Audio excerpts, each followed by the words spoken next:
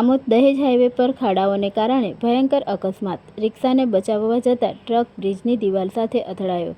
આમોદ દહેજ હાઈવે પર આજે આછોદ બ્રિજ નજીક રસ્તા પરના ખાડાઓને કારણે એક ગમખ્વાર અકસ્માત સર્જાયો હતો.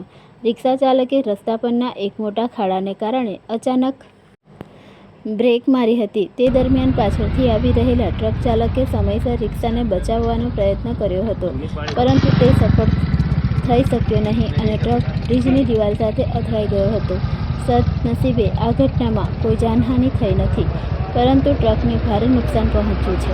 આર્થિક લોકોનો આક્ષેપ છે કે આછોદ રોડ પર લાંબા સમયથી અતિશય ખાડાઓને કારણે વારંવાર નાના મોટા અકસ્માતો સર્જાઈ રહ્યા છે.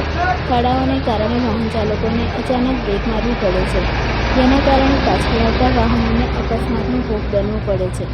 લોકોમાં વ્યાપક રોષ જોવા મળી રહ્યો છે અને તેઓ સીધો સવાલ કરી રહ્યા છે કે ક્યાર સુધી જનતા ખાડાઓના ભોગ બનતી રહેશે? રસ્તા સુધારવા માટે સરકાર ક્યારે જાગશે?